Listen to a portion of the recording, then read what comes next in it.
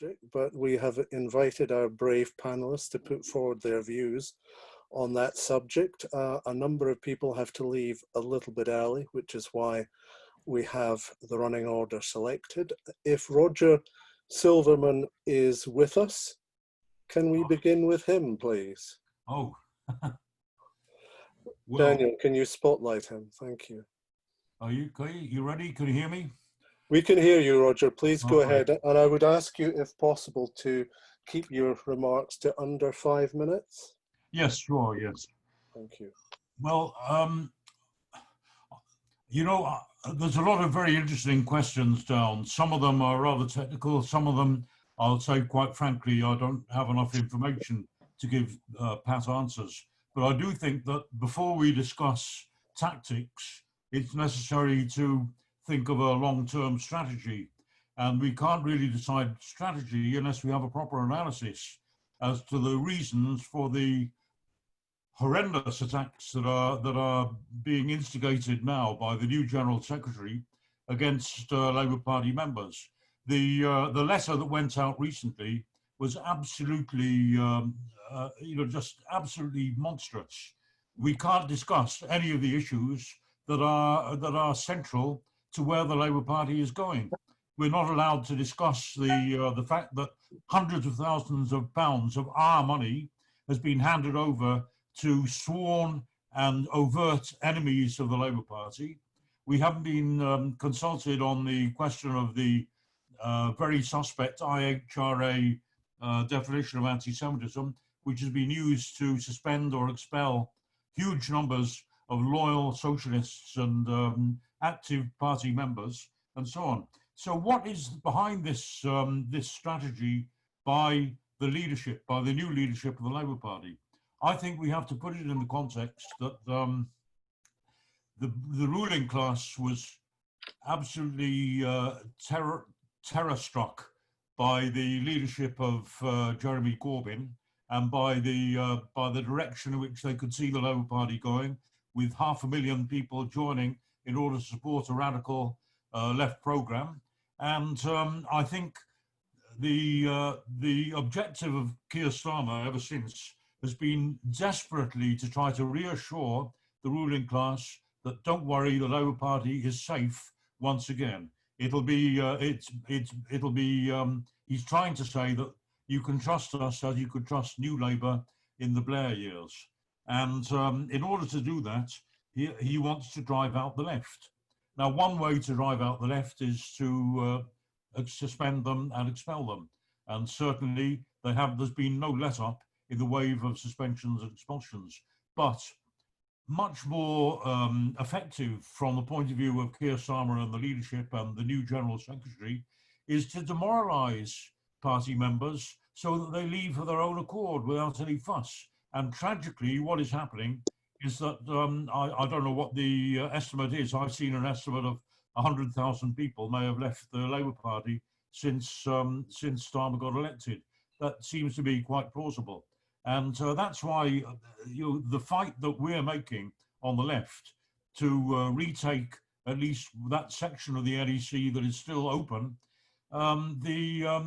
that's why it's so important for us to make a fight and to make a good showing on this, because we want to show that there is a fight back and there is a way to resist these measures. Now, as for how to democratise, obviously, we have to keep fighting for the basic elementary principles. One is supremacy of party conference. What is the point of having a party conference if its decisions can be treated with contempt and ignored by the Labour leadership and by the Parliamentary Labour Party? Second is reselection of MPs, reselection of all candidates for all office. It is ridiculous that there is a job for life for people once they're selected as Labour candidates, or often imposed on parties by a central bureaucracy. I used this analogy when the question came up in my ward meeting. It came to the AGM of our ward, and I said, well, I'm proposing that the chair of the ward is, there's nothing wrong with the way that the chair of the ward has been conducting the meetings. So I think it would be a complete insult to have an election and to ask for nominations for anybody to replace the chair. So, therefore, let's say that all the officers of the ward are there for life until they're subject to a trigger ballot. I mean, obviously that would be ridiculous. There is no other position in the party where once somebody is elected, it's so difficult to dislodge them and to get rid of them. It's elementary. Thank you, Roger. Can you begin winding up now, please? Yes, okay. It's elementary. Well, there are all the other issues which you'll see in my statement in any case. But I mean, I hope maybe I can come in later on some of the specific questions that have been asked. Thank you for listening. Thank you very much, Roger. And I should have mentioned earlier that if people watching wish to put in questions, they can use the Q&A option at the bottom of the screen. So thank you, Roger. And can we now move on to Carol? Hi. Right, for those of you who didn't attend the first hustings, I'm Carol Taylor-Spedding from Wansbeck Labour Left Group in Northumberland, a particularly lovely part of the country, if a little on the cool side for me. Right, proper democracy in the Labour Party can only increase engagement and activism, and therefore the likelihood of electoral success. All of the following assumes a change from first past the post to a proportional representation system. I'm not sure the STV is the right system, and I'm open to others. To democratise the Labour Party, the first thing I will do is to make sure that the meetings of the NEC are properly reported with full minutes and voting records published. This is easy to implement and will immediately lead to greater transparency and accountability, which in turn will lead to greater democracy because the membership will have a true record of what is being said and done in NEC meetings. We then need to make sure that conference is sovereign in deciding policy. And for this to happen, the National Policy Forum must be abolished. And for this to happen, we must have a left-wing majority on the NEC. Obviously, there are times when events overtake conference, as COVID has done recently, and policy may need to be varied to suit the new circumstances. However, at conference, such worst-case scenarios should be discussed and policy decided upon, so that should such a situation arise, we have the necessary policy to be implemented. Of course, there will always be black swan events which no one is willing or able to foresee. So I still think we need some wriggle room to develop policy within the framework of NEC decisions.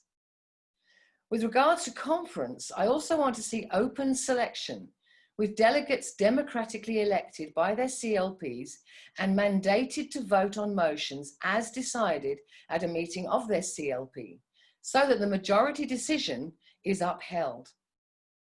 Coming to the manifesto, I would like to see it be assembled by consultation with unions, CLPs and MPs by way of joint manifesto meetings.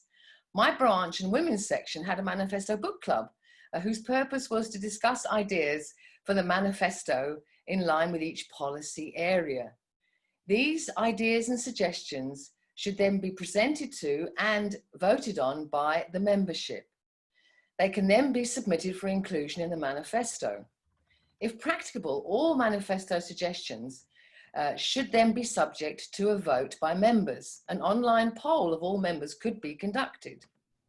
Obviously, the manifesto cannot be infinite, and so the number of inclusions for each policy area should be decided beforehand by a committee of the NEC. The inclusions that get most votes make it into the manifesto. The next area for democratisation are CLPs themselves. We don't want meetings where decisions and elections are decided by the executive alone behind closed doors. Decisions and elections should not take place unless a quorum of members is present. This should be a certain percentage of the membership as decided by conference. I'd like to see Zoom meetings being allowed, which will make it easier for people to attend, especially disabled or ill members, and voting can be done by poll or by raised hands during the meeting. Technology can be used to increase involvement and therefore democracy. Obviously, there are security issues here, but I am confident they can be solved. Now we come to open selection of MPs. To raise awareness of this, educational materials should be generated by the NEC for discussion at CLP meetings. Trigger ballots should also be included in these educational materials. With the membership having more information on the topic and the advantages and disadvantages, it is more likely that motions in favour of open selection will be put through to conference and carried. I would also like to see a requirement for MPs to give a report back to their CLPs every 6 months or annually on their voting record in Parliament, how they've helped constituents, what positive impact they have had on the constituency they serve, how closely they've been following the Labour Party policy. Begin winding up, please? Yes, a sort of appraisal meeting as every working person goes through on a regular basis. And then members can have a better idea of how their MP is performing, and this would give evidence for the trigger ballot to decide whether they should be allowed to run or go through an open selection process, just in case we can't get open selection by the next general election. So really, it all comes down to having a majority of lefties on the NEC, and that's where it all has to start. Thank you. Thank you, Carol. Thank you very much. Right, our next speaker now will be Cameron Mitchell, if he's with us. Yep. Hello. So obviously I didn't attend the first hustings. I do apologise for that. There was a bit of an issue where my statement had been taken off of the online portal, but that's now been resolved. So in order to, bring democracy to the Labour Party, I think the first thing that we need to do is have a NEC which is actually accountable to the membership. We've seen in recent times that they're not really accountable to the membership until we actually have the election, which happens every 2 years. I think one of the ways in which we hold them to account on the NEC is actually by allowing them to make reports on meetings and actually state if it's possible where members have actually voted, because previously what we've seen is members use social media as a way of reaching out to members, but it hasn't necessarily been successful. I also think that we need to actually have some sort of meeting quite regularly if we're elected onto the NEC, whether it be online or it be travelling to different CLPs up and down the country, where we can actually have a discussion with members about the things that they want to see, because at the end of the day, we're running to be CLP representatives, and we therefore need to represent the CLPs, and we can't do that unless we're having those types of discussions. Obviously, conference should be the sovereign body for the Labour Party, and it hasn't necessarily been in the past. In fact, a lot of the policies that are voted through in conference, in my experience, haven't actually made it into the manifesto. So obviously, getting rid of the MPF would be a start, but we also need to look at ways in which the policies that are voted upon in conference can actually make it to the manifesto. Having looked through some of the questions this morning that have been submitted by members, there are some things that I'm in favour of from that selection, and there are other things that I'm not so necessarily in favour of. I don't think that we should change the say that the trade union membership has. In actual fact, I think that we should allow them the voice. I think it's very important. They're obviously, the trade union movement was what founded the Labour Party, for the Labour Party to be a voice for unions in Parliament. So I think that that's very important. But what I would like to see, because this was my experience from the last leadership election, was that certain union members who were out and out Tories that I represented as a Usdaw shop steward were actually voting in the leadership election because all they had to do was tick a box that they agreed to the Labour Party's principles and leadership. Now, many of these weren't even opted into the political fund. So I think that we need to have a look at that for definite. However, I also think that we also need to look at how we can get open selections through at one of the next conferences before the next general election starts. I'm from Bolsover. Obviously, we lost our MP at the last election, Dennis Skinner. and it was a difficult time. And one of the things I fear now is that we'll actually have a candidate pushed through from Labour Party headquarters that has no idea about our region, has no idea about the constituency, but they'll be parachuted in. So I think that if we had open selections, that would be a great way of actually allowing the membership to have a say in who represents them in their constituency. And of course, if they're elected, then they have 5 years to prove their position. And if they don't, then an open selection means that other candidates can put themselves forward in order to challenge that. Would it have happened in Dennis Skinner's case? I don't think so. But would it have happened with other MPs up and down the country, particularly before 2017? I think it would.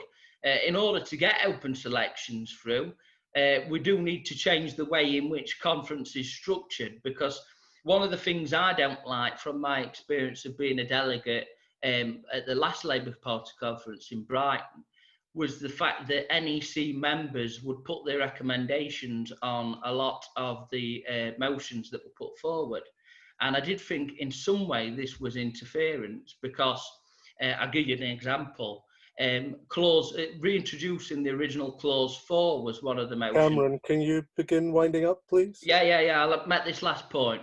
Reintroducing the original clause 4 was one of the motions that was put forward. Now, with a majority left-leaning Labour Party membership, you would have thought that that would have got the go-ahead. I mean, I'm all in favour of reintroducing the original clause 4. But because the NEC had instructed that members voted against it, they did. So I think conference really has become a bit of a talking shop, really, where people just go through the motions. So that definitely needs to be looked at. Thank you, Cameron. Thank you very much. Can we have Ekua next, please? Thank you. Hi, thank you. Sorry, I'm keeping my camera off just so that I get enough bandwidth to be able to listen to everyone. I'm really pleased to be here today. I was at the last hustings, and I'm really glad that democracy and democratising the Labour Party is the focus of this discussion. What I want to say, I guess, is that there's something about this actual process that the LLA are leading that needs to be thought through to continue, not just around questioning candidates and the process of hustings, but actually as an ongoing process by which membership can talk to those people who they are going to be electing to represent them. And that because the reason that I'm attending a lot is that this gives me a real chance to listen and hear the questions that are being asked by membership, and consider my response from a socialist ideological point of view. And I think we need more of this happening as a continuum rather than just part of a process of elections at any stage within the party. Already really good points made by other candidates. That's great. The thing about standing with other left candidates is you hear people saying things that you also agree with. So I think one of the points that Roger made, and it's really, really important for us, that we are at a key moment in terms of the Labour Party and our membership, in terms of the letter that went out from the General Secretary. It is an absolute attack on membership and the democratic processes within the Labour Party, and we need to really pay attention to it. One of the things that I have realised, so I've only been in the Labour Party for 4 years. However, I have been in the world and an activist for nearly 60. Oh, no, I can't be, well, assuming that I was born an activist, that would be. And I think that we need to realise that we talk about that the fear in terms of Jeremy Corbyn's leadership has brought to the right, but actually the real legacy of Jeremy Corbyn's leadership is us, is the number of socialists, of left-wing people who are now in the Labour Party. And we know we're under attack. And I saw someone put in the chat that it was, that we need to look at the mobilising of those people who've been thrown out of the party to ensure for their welfare, but also their continuing ability to actually contribute to change. But as the membership, I feel like this discussion about what we believe as NEC candidates is really important, but key to that is how we are going to ensure that the membership, therefore through conference, is sovereign, and how those relationships from branch to CLP are actually strengthened, and we focus in the right place. Because as somebody's pointed out, we can talk about that we need more left candidates on the NEC, and we're not going to get them. So let's be realistic that the changes we have to make in terms of democratizing has to be at a membership level, at a branch to CLP level, which is obviously, that's going to be our focus. We're here as NEC candidates. Now, the feeling that I have around that, and I think it's being echoed in the sort of networks I'm listening to, and that we can learn, I guess, from some of the actions that we're seeing happening by our left-wing colleagues during COVID, is that we need to have having built this membership base, bringing in activists from communities, we need to ensure a much closer working relationship between the party and communities. You know, we've seen huge levels of activism through mutual aid groups, you know, sort of people coming together. And that's the reality of our membership. We sometimes get, I think even on the left, it's like we've sort of bought into this sort of like dismissal of the actions, because yes, we have been incredibly disappointed by the fact that, you know, the country has voted for a Tory government. We need to analyze why, rather than what happens is this sort of blame thing, and there's a class conversation here that we're not acknowledging. But a big part of that is that because the Labour Party has not immersed itself in community action and engagement with issues that are happening on the ground, so that people begin to see the relevance. This is the time, I think, to focus on the building of the membership. We're talking about the democratization of the party. It's about increasing that membership, which means we need to be on the ground, because the media is out there pushing messages, and we know internally we're losing people. I mean, I find it quite difficult to address this point as a Black woman who has been at the receiving end of some of the worst racism I've received as an adult in the Labour Party. For people to get upset enough by the things that have happened to leave slightly sort of baffles me, because it's been my day-to-day. It's like, and it's my day-to-day in the Labour Party or not. You know, I step out the door, shit happens, as it does for people based on class and sexuality and other issues. So we have to look at care, and we have to look at what's happening. But I think we need to challenge that. That can't be the reason that we leave. But what are the structures? So we're talking about, I think, looking at really systems by which we do grasp. I think the key is communication, sharing of information, and action, so that we keep that going, so that CLPs at a grassroots level are actually out there engaging their communities. Then, and I think one of the things. Thank you, Ekua. Can you begin completely? Okay. Now? So I've got loads of notes. So the other thing I think is a chance to speak more later. Encourage. I'm calling it a sort of cluster way. That one of the great things for me is I've been able to go and visit branches and CLP meetings across the country, and we need to do that. We need to understand there isn't a one answer fits all, but that we can have a set of principles, and then we look at the different ways that CLPs and branches and members are dealing with the issues that have been raised in those questions. Thank you. Thank you very much. Right, and I should remind people that if they want to raise questions, they can put them in the Q&A at the bottom of the screen. So we'll now move on to Crispin Flintoff, if that's possible. Crispin, are you with us? Right, I've unmuted myself. Excellent. Thank you for holding this meeting. It's good to talk at this time on a Saturday about democratising the Labour Party. Yeah, I think the first thing we have to acknowledge is that the NEC is not in control of the party, that the party officers are in control of the party. The NEC is not receiving information. NEC members don't get access to accounts or budgets. And as we saw from Jeremy Corbyn's second leadership challenge, the NEC were not instructed by Mark MacDonald about how Jeremy Corbyn should automatically be on that ballot paper. So I think that's the key to start democratising the party, is that NEC have to be in control. And I think that whoever gets onto the NEC from this group or any other group, someone has to make that number one the NEC has to be in control. They have to have access to information. The other thing I think that could be, that's also noticeable to me is that NEC members have no administrative support. They have no funding. Like local councillors would get some kind of subsidy for the work they do. NEC members get nothing. They're deluged with paperwork, and I think it's worth considering NEC members being given staff or some kind of funding, because I think it's a deliberate way of undermining them, that they can't actually do much because of where, you know, they have to work outside it. They might also be a counsellor or something like that. So I think that needs to be looked at. Regular Zoom meetings definitely should be the order of the day. I think at least once a month they should have updates from NEC members on Zoom, just like this. It's not much it's not very difficult. It's much easier than giving a report, actually, just to go on to Zoom and tell people what's happening and answer questions. So that's about the NEC.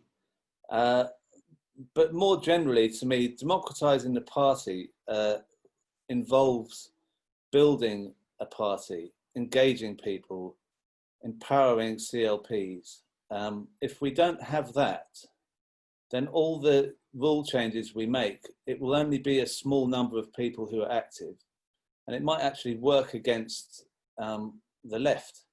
So, for example, if you had open selections, but there's not many people in the constituency of a left-wing MP, they could vote out our left-wing MPs. So we actually have to make sure that we recruit more members and engage more people, because that's what democracy is all about. A healthy democracy is about having more people active. So for that, I think we need to give CLPs more funds from the subs that are paid to the party. It's a ridiculous situation that £2.50 a year goes to the CLP and 50 quid goes to the party centrally. That financial disparity works against activism. It gives the bureaucracy a massive amount of money, and it's just starving the grassroots. We can't really have a grassroots active party if it has no funding. I mean, money is so central to this. If you look at people who succeed in elections, there's a lot to do with how much money they've got. Money is really important, and it shouldn't be underestimated. But that's also partly, there's also another issue with that, is the lack of transparency with the party accounts. We don't know how much money the party's got. We never get any information about where money's spent. If you look at the party accounts, you just can't read it. Accountants I've asked to look at the accounts have said that they would not be allowable with charities. Charities would not have that kind of undecipherable detail. It's impossible to know what's being spent. So that has to be looked at. But, you know, the other things that I would say is it's just about recruitment and engagement. We have to have policies of going out and recruiting more members. That's urgent. I don't think. Can I ask you to begin? Okay, I'll try and stop as quickly as I can. I think we were very tapping ourselves on the back for having 500,000 members, but we need 1 million. We need more members. We need to not stop thinking about recruiting. And I would suggest that we do more with. Right, so that's the recruitment. I'll just finish now, promise. With the CLPs, I think that it might be worth considering not giving people more than 1 or 2 years as an officer. If we have a big membership, if we do manage to recruit people, we shouldn't allow executive members to have the same position for years and years and years, because it's a clique, it forms a clique. If it has to be moved on, then it's more likely we'll open up more people to the party and make it more democratic. Good point. Thank you, Crispin. Thanks. I'll finish. Thank you. Cate, can we hear Cate now, please? If we have her in the audience. Hi, can you hear me there? We can hear you, and we can see you. Hello there. Hi. Welcome. Great. Thanks for inviting me. Good morning to all my colleagues, comrades. So since the summer in 2015, the Labour Party membership, as we all know, has grown massively. And so we've witnessed, obviously, a huge growth as well in youth membership. And obviously, socialism is a democratisation of every level of society, or it's nothing. So based on our understanding of socialism, and that the concentration of wealth and power leaves democracy hollowed out. So that simply troop into a polling station every 4 years is insufficient. So obviously we need to make sure that the counterweight of global capitalism is tackled. Under the prevailing system, it doesn't work. We see, I'm sure we agree, the same vested interests remaining in power, whoever is in office. That's why we need a transformative government.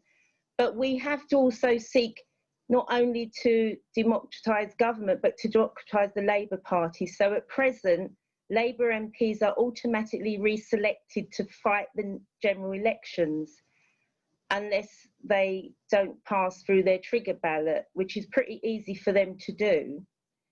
And many of us are arguing that they should face fresh selection battle every election.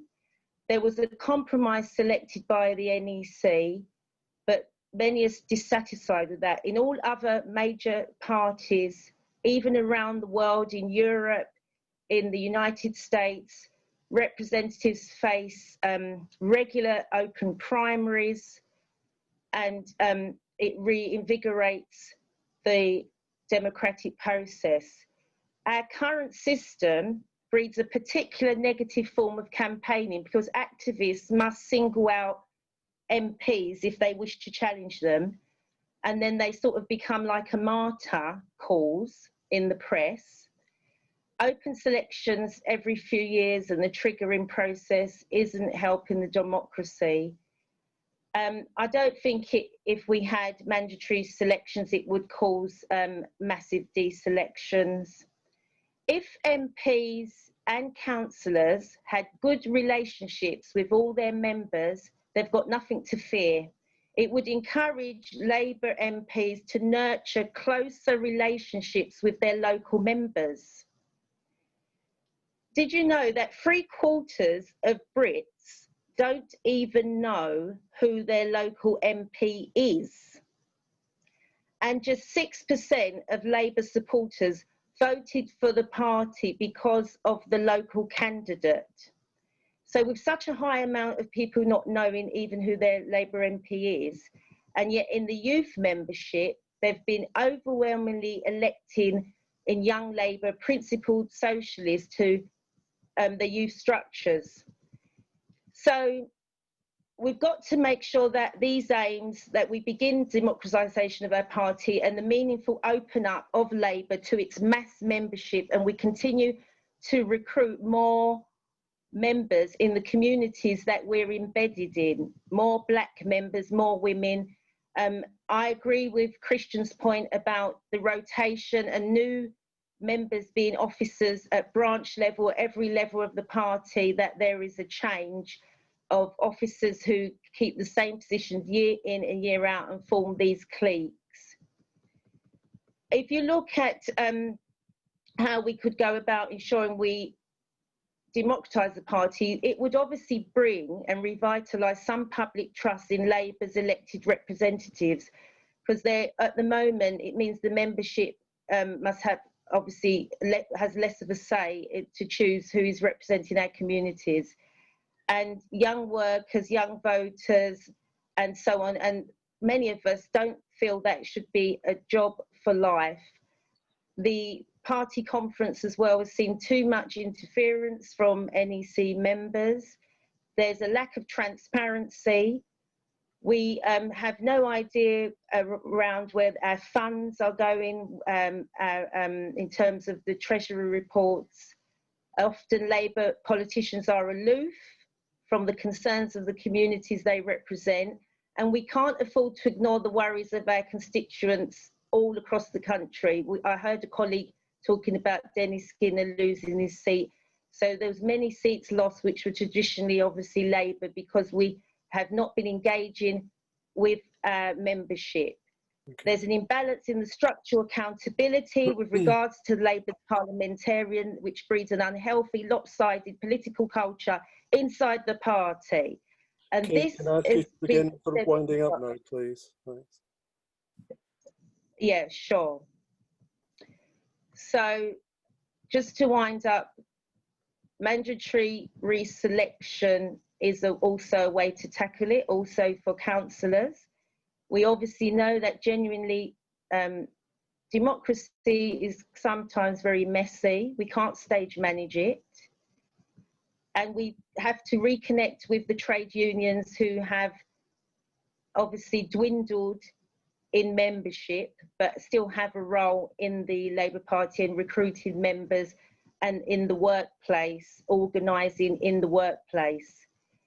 For me, it doesn't mean packing the parliamentary or the local Labour council groups with uncritical and relentlessly on message Labour MPs and councillors. We need people committed to socialism who are prepared to criticise the party's failure to commit to reversing all benefit cuts or to push. We need more radical tax policies and those to speak out more passionately in defence of migrants who are crossing in boats because Britain has bombed their country through imperialism. Right. These future leaders do exist, but the membership aren't given the power to discover them and support them. And Labour's mission is to democratise Britain, and we must start with ourselves. Thank you very much, Kate. Some very good points there. Now, could we have Alec Price, please? Yeah, thank you, Chair. Alec? Yeah, excellent. So yeah, thanks again to Labour Left Alliance for organising this. In terms of democratising the party, the problem is fundamentally one of class, in the sense that the Labour Party, as it currently is, has workers in it, has working class people in it, but it also has people who are more aligned to the ruling class who support capitalism. That's the fundamental problem with the Labour Party. There's two classes sort of vying for power within one party.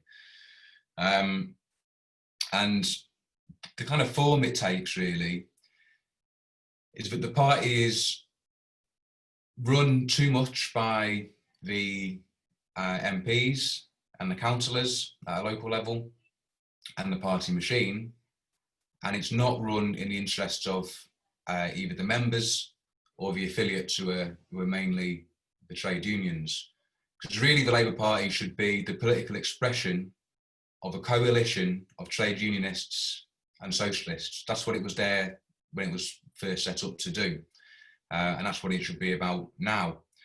Now, there are problems both within the trade unions themselves and within CLPs. But fundamentally, the Labour Party has to speak to working class people as a whole. If it starts speaking in terms of policy and it's campaigning on issues that affect working class people, for example, right now, the 15% wage increase, which is demanded by healthcare workers, if the Labour Party was speaking and campaigning on those kinds of issues, you would attract working class people to it. You would attract trade unionists to it. And that is going to be the force, that's going to be the energy that's going to be needed to break the grip of power that those on the ruling class, on the capitalist side of the party, currently have through the MPs and the machine and the councillors. So you need to have that energy which is generated through the politics and the campaigns.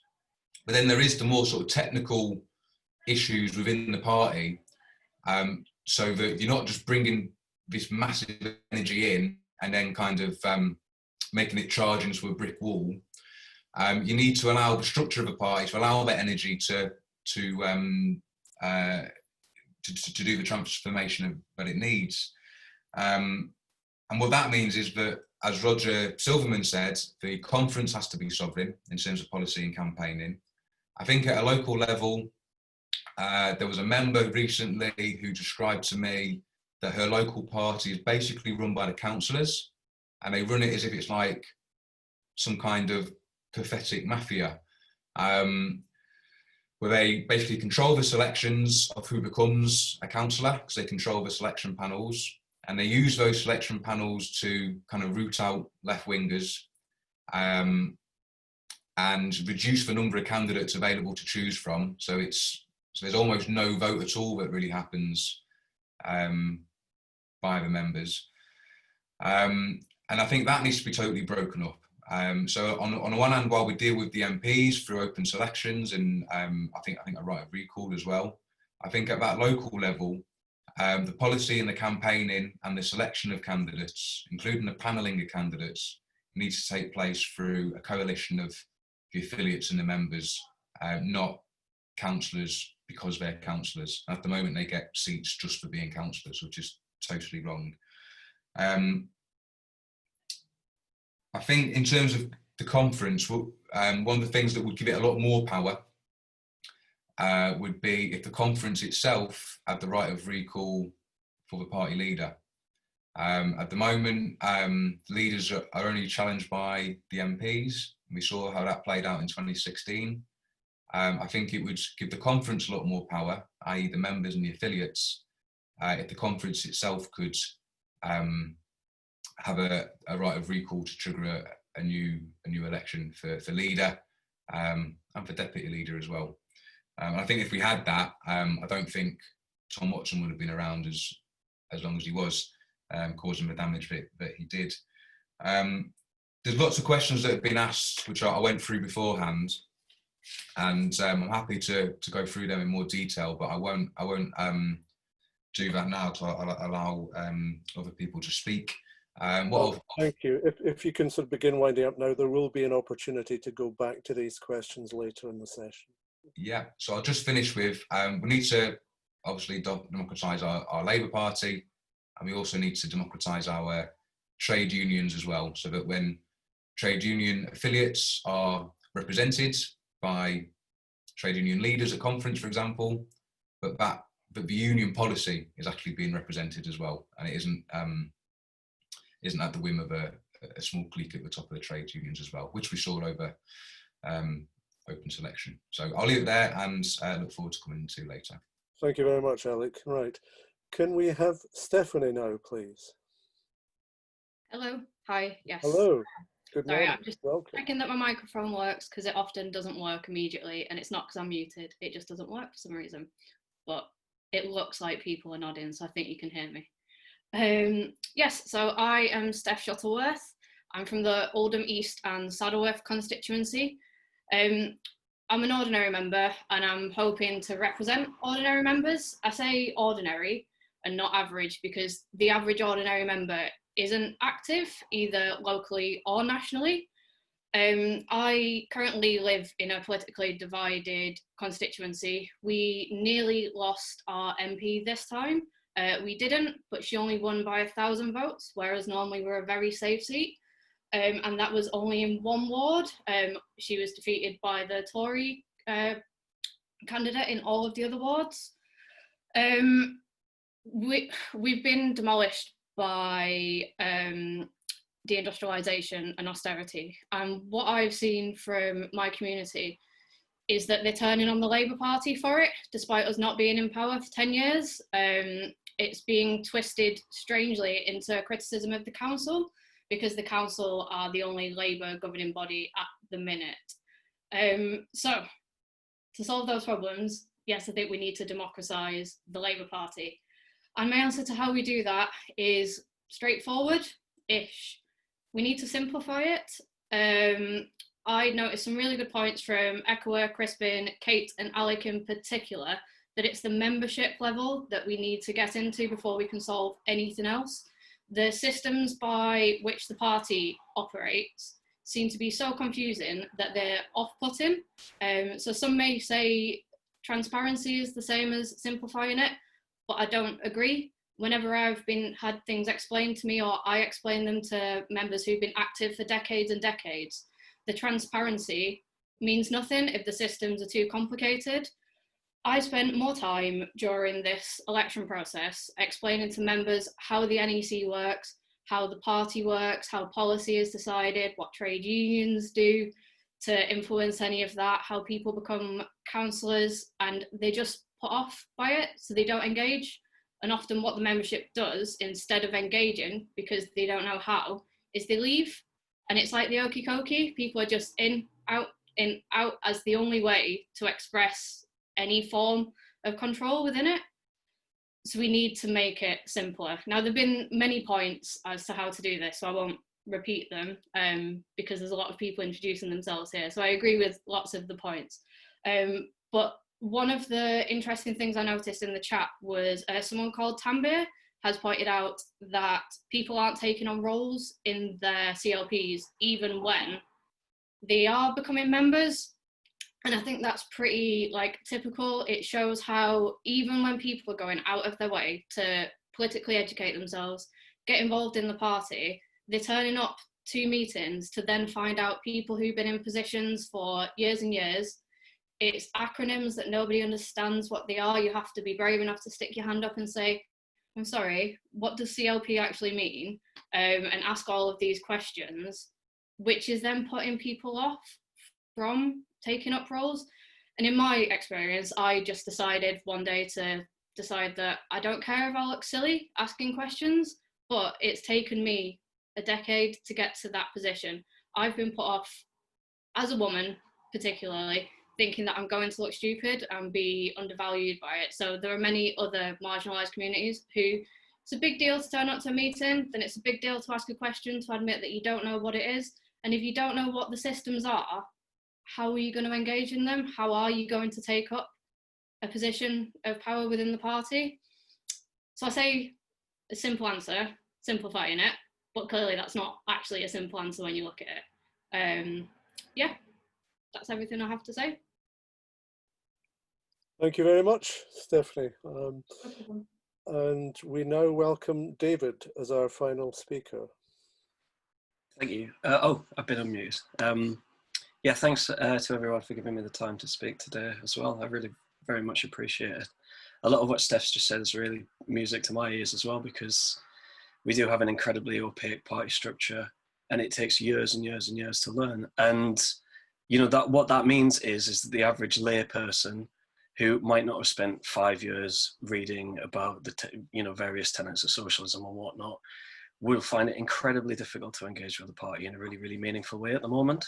So I just want to echo all of that. And I think that is part of the thrust of what I want to say as well, is that if we look at the idea of something like making conference sovereign as part of a ploy to democratise the party more, we have to look at what the Labour Party looks like at the moment, which is more so than in previous generations. It's extremely middle class, and it's extremely white, and it's extremely based in major cities, and especially so in places like London and the southeast. So if we give that body of people alone the complete say over what our policy platform is, I don't think we're going to produce the answers that the country needs, because it's very difficult at the moment to bridge the gap between the experience of someone who lives in a major city, somewhere like London, where the party membership is absolutely enormous, and someone who lives somewhere in Middlesbrough, for instance, where the party membership is very sparse and on the decline, in a city that, because of, similarly to what Steph just said about deindustrialization, has been suffering from a decline of opportunity for years and years and years.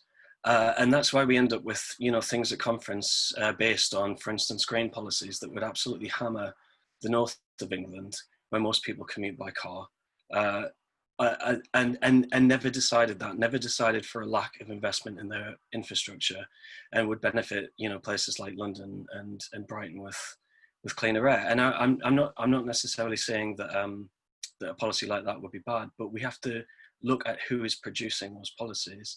And so if I were looking to reform conference into my ideal Labour Party conference, I'd have a day set aside, similar to how we have a women's conference, that would be based specifically on regions within the UK, such as the North, the Midlands, Wales and Scotland and Northern Ireland. And I know those parties have their own smaller conferences, but I think they need a bigger platform as part of the major conference, because I'm very into the idea of autonomy, and that a region can decide for itself what its best solution to its problems are.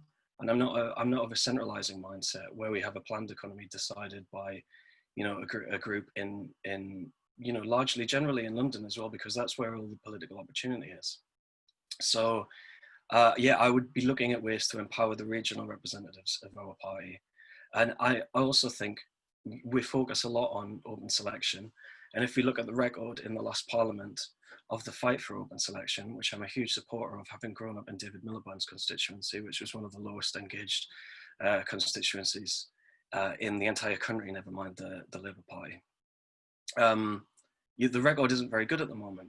And trigger ballots didn't necessarily result in, the promotion of left candidates either. So I think as a party in the position that we're in at the moment, which is having suffered one of the biggest losses we've suffered in 100 years, if we want to rebuild a left-wing politics, I think the focus of the left in general should be on rebuilding the party in regions like the north of England and in the Midlands, and assisting and building relationships in those parties that can lead to a PPC of the left being selected first and foremost, because that is where the opportunity lies in my mind. It's not about refighting a battle for a seat in Lewisham, which failed. It would be about fighting for a left PPC to be selected somewhere like Blythe Valley, which we could easily take back in the next election. And yet, if you look at Blythe Valley's local party, I doubt there's very many people in it. And I doubt that, the level of democracy in a room of 5 people is especially generous in the first place. So we need to have much bigger parties in those parts of the country, in first and foremost, and we need to be looking at ways to expand the membership there. So that would be my priority, alongside something like open selection, for definite. I also think we need to be looking at completely scrapping the act of parachuting, regardless of where that comes from. So in the 2019 election, we still parachuted candidates into seats, provided they had the right sympathies. And I generally think that's deeply wrong. Can I ask you to begin winding up now, please? Yeah, sure. The other thing, I suppose, is just on the discussion of that platform and on making conference sovereign. We really need to look at where we failed in the last election. And one of them is that we had an enormous manifesto that people couldn't make head nor tail of. So the other thing that I'd be looking to change about conference is to find a set of themes and work backwards from them. Like we had with beverage, we had 5 evils that we identified within society, and we worked backwards from those. Because otherwise we'll end up with a conference that doesn't have a coherent message. And we can't, again, go to the public with an enormous manifesto, which again is very opaque because most people don't have time to read a 20 or 30 page manifesto. So we need to be thinking about how to make the pitch for Labour from the left coherent to the average person in general. And, and that is part of a wider project to cross bridges between, areas where the left is very strong, like London and the Southeast, to areas where it isn't, like the North and the Midlands. And we need to, we can talk all day about class, but in the 2019 election, it was the lower income people that were moving away from Labour in larger numbers than any other. So we need to be reaching those voters proactively by going out into those communities, like some of the other speakers have said, and we need to be making them members, and we need to be making them have a specific a prescribed voice at conference by platforming the regions that they live in. Thank you. Thanks. Thank you very much. Right, Cameron, are you still with us? Question mark. Yeah. No? You are. I know you said you had to leave at 12. I'll have to shoot off in a minute though, yeah. But do you want a few minutes on some of the questions from our members that were sent to you? I mean, there was one about how we actually went about achieving open selection, for instance. Do you have any particular? Yeah, just say, have all the speakers been yet? Because I believe there's 2 that haven't actually. had the opportunity to speak? Who are you, please? Yeah, Is it Lee Wood? I don't think he's... Lee and myself, Steve. And Steve Maggs, yeah, I wouldn't want to cut them off. I don't mind if anyone else doesn't. Yeah, Lee and Steve are still to come, but Cameron's got to leave, so I'm just going to give him an opportunity for a few minutes. Okay. Yeah, I'd be happy to answer a few of them. So thank you. Let me just get them up. That's fine. Let me just get them up. So, in terms of the first one, I thought it was quite a good idea, because what it allows is it allows a fair debate. If you have a caucus amongst left-wing members to actually discuss, processes, policies and that sort of thing, it allows people to make their initial opinion, and then it allows a debate where people can perhaps change their mind, and then they can unify, essentially like a whip, around a certain set of ideas. So I agreed with that one. In terms of a US primary style election, that's not something I would be in favour of. And the reason for that is because if you look at what happened in America with the Democrats' primary election, Bernie Sanders was absolutely storming it, well in front, and then the other candidates all stepped down in order to support Joe Biden and allow him a free ticket, essentially, into the White House. So I think that system, in many ways, would actually work against the left. I don't think that our system at the moment is flawless. I think that we would need to look at the amount of nominations from, members of the Parliamentary Labour Party, because I think that does, that system also tries to keep left-wing leadership members off of the ballot. If you look at the leadership election when Jeremy Corbyn was elected, the actual fight to get him on the ballot was difficult enough. Once he was on the ballot, however, it was kind of plain sailing. He was the favourite throughout, and that was down to the predominantly socialist number of members in the Labour Party. So I wouldn't be in favour of the American system. However, I think that ours needs to be looked at. In terms of open selection, it's a difficult question to answer, really. I think that what Chris Williamson did when he was a member of the party, where he travelled up and down the country and asked for support, I think that would be a positive thing. But as members have said, throughout this discussion, we really need to actually engage and recruit more left-wing members, and those who have actually left the party because they've been disheartened with certain, decisions that the leadership has made. We need to look at ways in which we can actually win them back, and of course hold on to the younger members that joined the party, such as myself as a 22-year-old man. When I joined the Labour Party under Jeremy Corbyn's leadership, we need to look at ways we can keep them and bring back those that have left, and recruit more socialists. That would be the best way to do it, and then again to make conference the sovereign body and try and push it through conference and make it Labour Party policy. I know I'm not going to get through all of these, but I'll just have a look at a few of mine that I picked out that I liked. I've mentioned before about the union vote. I don't think that that's necessarily something that needs to be changed, because I think that they play a big part in our movement, and I actually think that there's not going to be an election for a large amount of time now, and therefore we have to look at other ways of organising, and one of that is in the workplace through the trade union movement. I do, however, I've made my points before about how we can change the way that certain union members have a say over the party.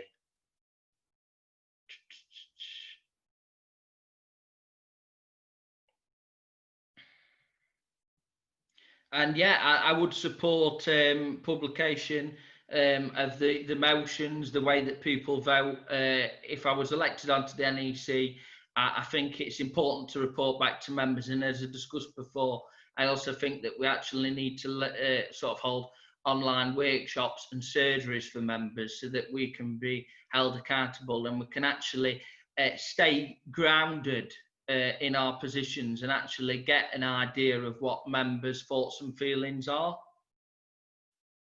Okay. Oh, and I like the last one. I'll just answer the very last one, number 17, about Midlands and north of England. There's less peers in the House. Personally, as a Republicanist, I'd scrap the second chamber, make it an elected chamber, move it elsewhere, probably up north, somewhere in these Midlands, perhaps. Okay, I think I agree with you on that one. Thank you very much, Cameron. Right, thank you very much for your time. I'll have to go now, but thank you very much for the invitation. You're welcome, and good luck with the campaign. Thank you, comrade. Cheers. Thanks. So I believe we have Steve Maggs in the audience. I was going to bring in Lee Woods next. Okay, if Lee is able to join us, that's fine. Yeah, I'm here. Thank you for the invite. I'm not going to take up too much time because pretty much everyone else before me has answered the question perfectly what I was going to answer. I would like to note a few things actually. When it comes to democratising the Labour Party, I think that the biggest thing that we need to do now is full transparency on everything that happens within the party, because everyone that holds a position, especially NEC, needs to be held accountable to the membership. And the membership need to know what has been decided on their behalf. When it comes to conference, yes, it should be sovereign. We should scrap the National Policy Forum. And I'm glad that it was mentioned in the comments recently from Mick Kennedy about e-voting. Definitely electronic voting for policies needs to be given to every single member on anything. Open selections, yes, especially if anyone in any position is performing subpar or against the wishes or interests of the party and the membership, that needs to be dealt with as well. That's pretty much, and also, yeah, that's pretty much it.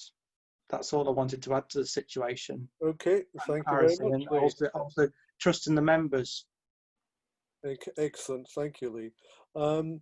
Steve Maggs then. Hi, yeah. Hey, hello. I'm in a similar position to Lee, obviously with so many speakers going before and making excellent points. I don't think I've got any bombshell ideas that haven't been touched on or elaborated on fully. So yeah, I think the key thing for me that I wanted to say, and it has been said by several of the panelists, any change is going to have to come from the grassroots. It's going to have to come from recruiting and engaging more members, because as we've seen from the General Secretary's letter this week, you know, the central party, the leadership is just looking to be authoritarian, effectively. Let's not beat around the bush. They're going to try and centralise power. They're going to dictate and intimidate. And I think, as Tina pointed out in the chat, that there's no legal or even Labour Party rulebook basis for any threats that were in that email. It's purely intimidation, hoping that the wording will put CLPs off of discussion. There's nothing to stop us discussing anything that local members want to discuss. So yeah, that's something we need to fight back against, as we did with Chris Williamson. CLPs should stick together and should push back against anything like any attempt to stymie democratic processes in the party. We need to push back and we need to organise. So I think my only point maybe hasn't been elaborated on previously is that we need to improve. It's kind of touched on what Steph said about simplification, but we need to improve the channels of communication between local parties. We need to make sure that, especially in regions where there's no reason local parties can't work together and local members can't work together effectively, that we can cooperate and ensure that these motions, or it doesn't matter if they are motions, it can just be an act of defiance, an act to make sure that Central Party knows the membership aren't behind it. We need to organise and, you know, to really push back, and that's a key thing when, you know, when the leadership is trying to centralise power in the way they are and intimidate the membership. It's completely contrary to what we're discussing today. And democracy in the party is under threat. So let's not pretend that any of the things we want and we will discuss today are going to be easy to achieve. The real thing is engaging the membership we have, convincing socialist members not to leave and to fight. But to do that, we need to, you know, as people that are putting ourselves forward for these positions, as people on executives in CLPs, we need to convince them that there is a way, that we do have a strategy, and that, you know, we need to suggest the ways forward. Yeah, so I think Steph really hit the nail on the head. I mean, accountability and transparency are two overused phrases in politics generally, but to simplify it, I've seen it myself. You know, I've got a 16-year-old daughter who, they're very politically engaged. Her and her friends maybe don't see themselves as being Labour Party members, but they're among the most radical group that I know in terms of their ideas and what they want. So we do need to find a way to not turn people off. If we can get them to come to meetings, we can get them engaged.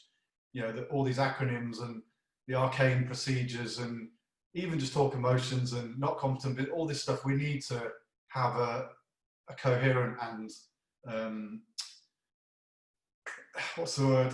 We need to have a strategy across CLPs that we can basically circumvent anything that comes from the Central Party and simplify it, so we are getting engaged and active members. Because yeah, any changes to the democratic process in the party are going to come from the bottom. That's a fact.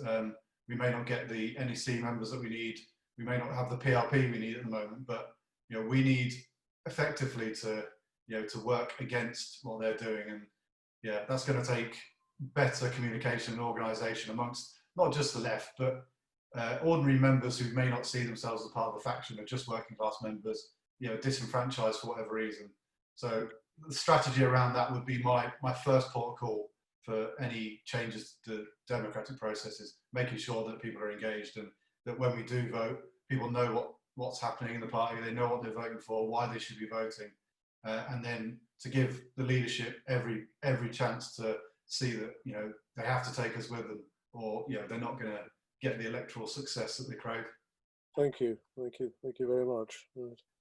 Okay, right, now we go back round our candidates, but before we do that, I'd just like to remind people that the CLGA 6, and I'm not going to go into the detail of who they are and why they are, those people have already received all the nominations they need to get onto the ballot. So there is no need for you to nominate them in your CLP. I think we've seen a selection of far more worthy candidates here, so I'd urge you to put them forward in your meetings. But I'll turn back now to Roger Silverman, if I may, and invite him to give us his thoughts on the questions that were put forward by our members. Roger, are you still with us? Right, thank you. I wanted to answer a question about the anti-Semitism questions, because quite bizarrely, that has become the issue on which the right wing is trying to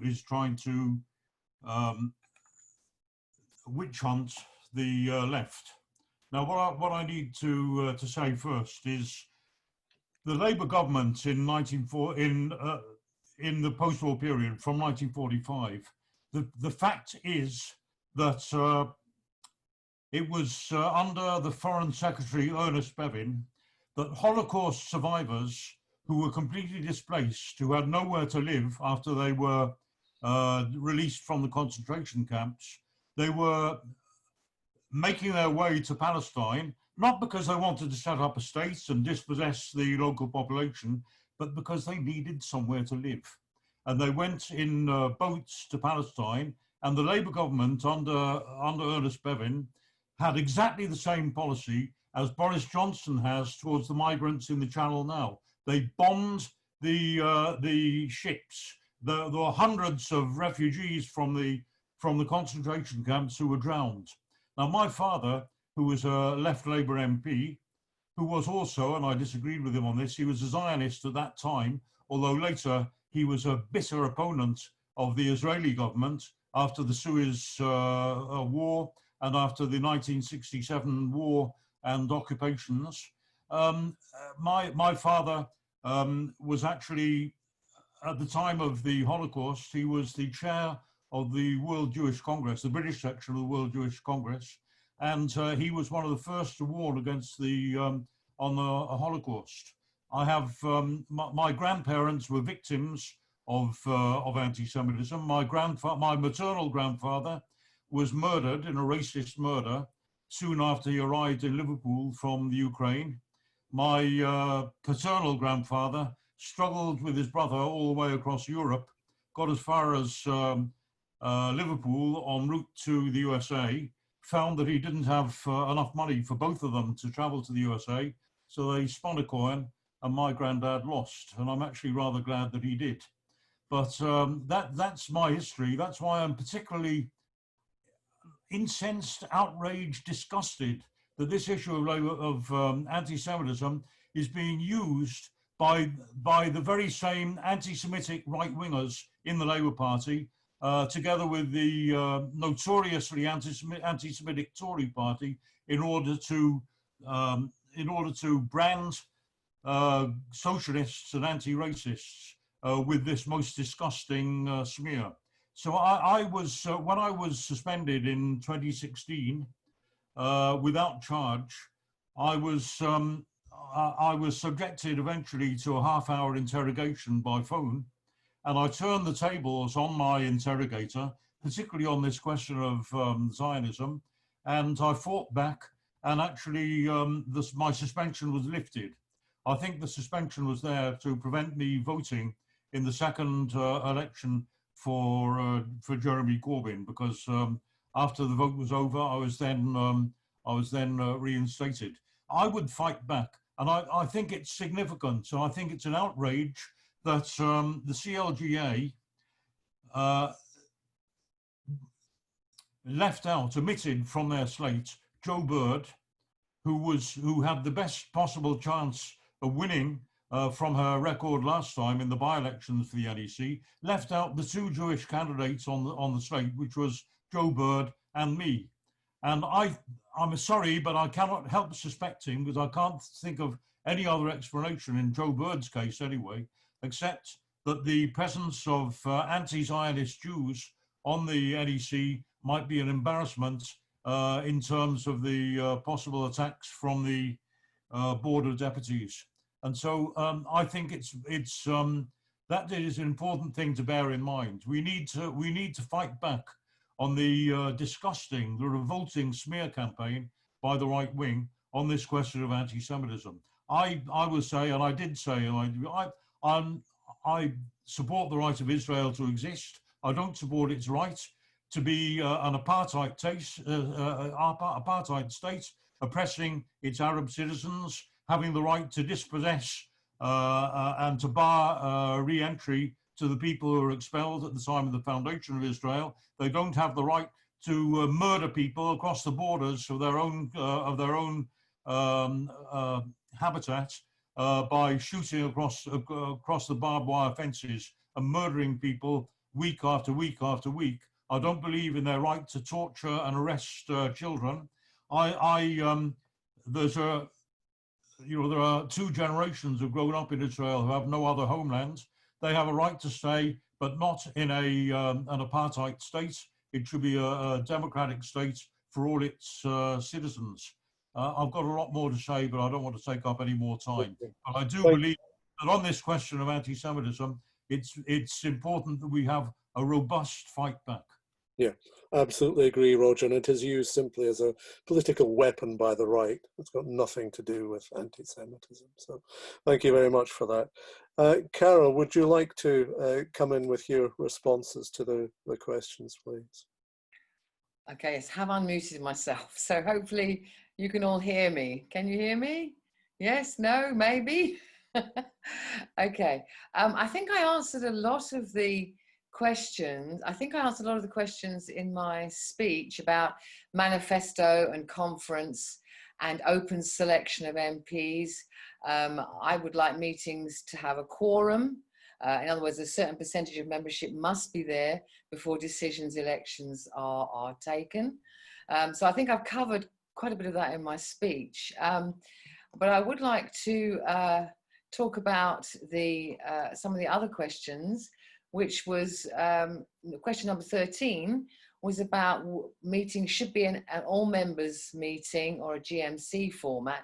Well, obviously I'm in favour generally of all member meetings. General management committee meetings are necessary because you've got you know, the organisation has to function, but the membership should be present when matters of policy are discussed. That's really, really important. Another question that I haven't covered in my speech, I think, is about regional. The question that was asked about what improvements to the regional setup would you like? Well, I think regions should be organised from the CLPs up. We've got to empower, as somebody else said previously, we've got to empower CLPs. So we want them organised from CLPs up rather than party HQ down.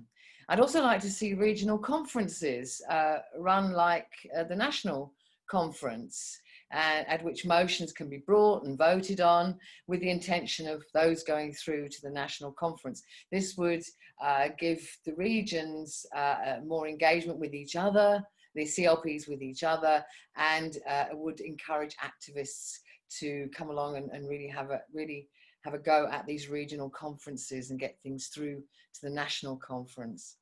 One of the other questions was number 15. Corbyn's engagement with Labour Party members was confined mostly to his own supporters. Is the same with Keir Starmer? Well, Starmer has seemingly, with this call-in sessions that he's been having, he has seemingly tried this, but his fielding of questions has been very controlled to tell the narrative that he wants to put out there. So open forum, online discussions with no previous vetting of people or questions asked would be a very good start to really start engaging openly with the membership. Going on to the House of Lords, well, obviously we should not have the House of Lords in the form that it is at the moment. I personally, I think a second chamber is not a bad idea at all, but I'd like to see the second chamber become an elected one with people selected per area, with the country divided into second chamber constituencies of equal numbers of people, hopefully with equal numbers of people. And I think candidates should be people who have given valuable service to the area in which they are standing for election. And the election should be run by local authorities.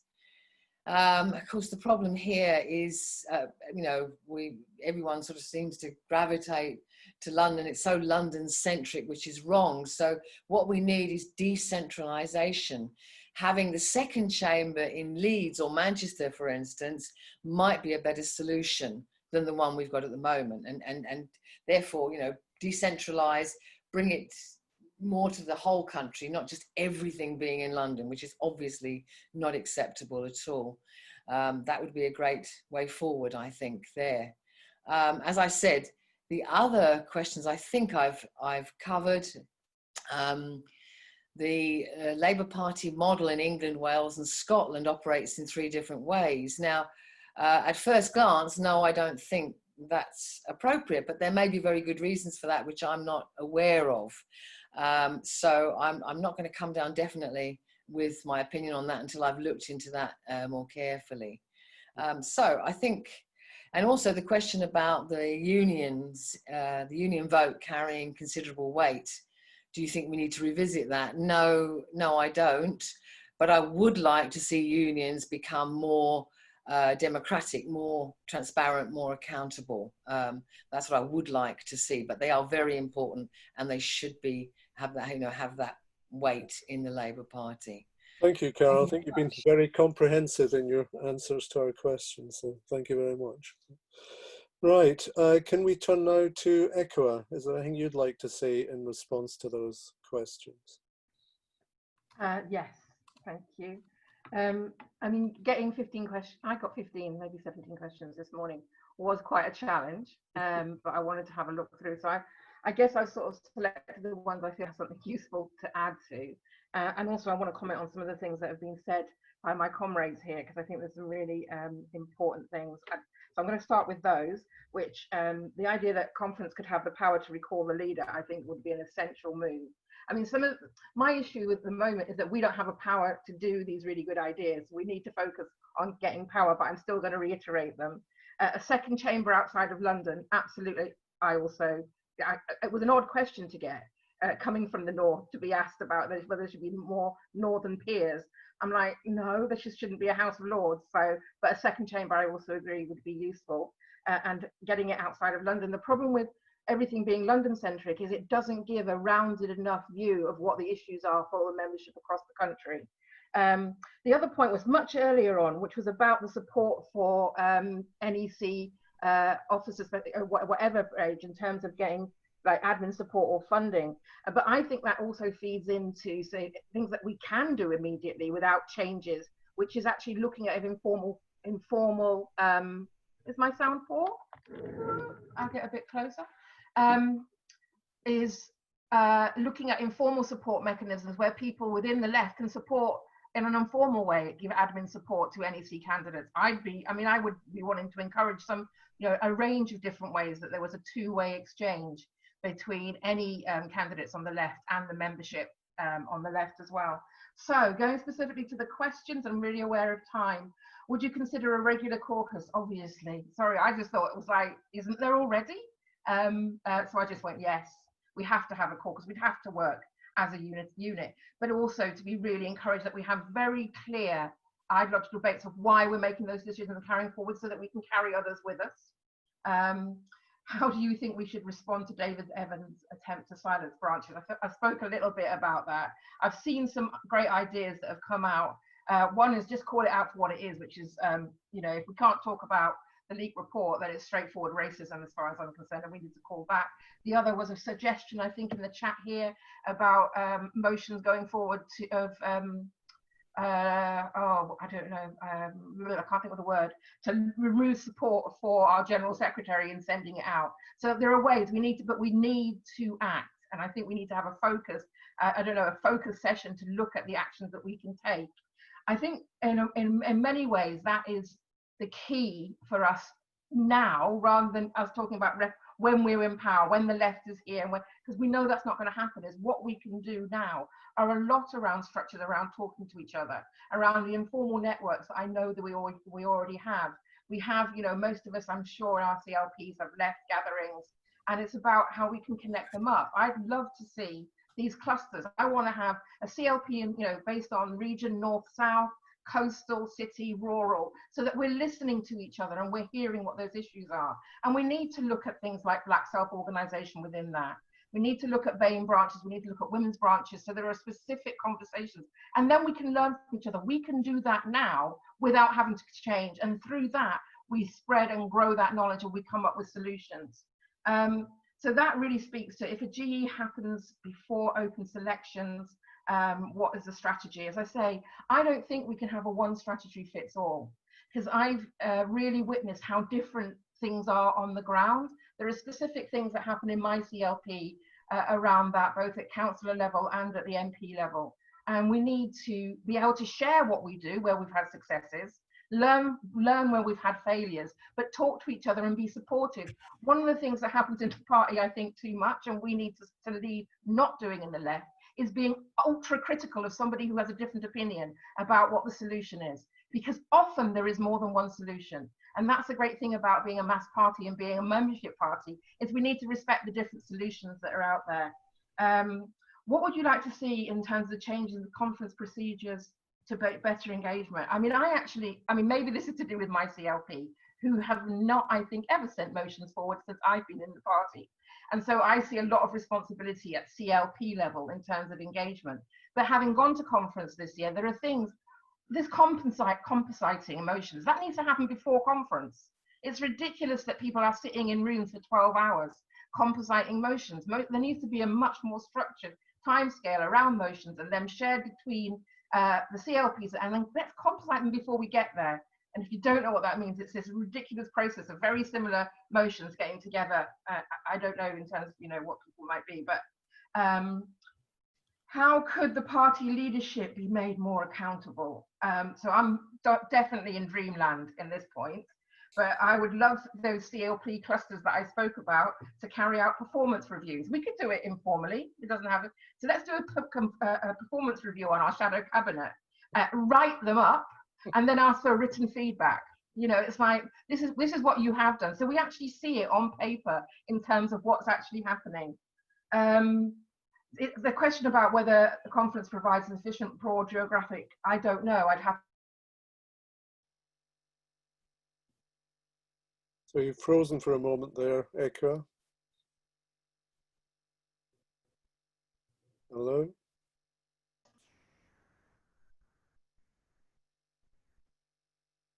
We seem to have temporarily lost Ekua. Sorry? We lost you for a moment there. Oh, okay. But do you want to sort of conclude now? But we lost the last minute or so. But you know. Okay.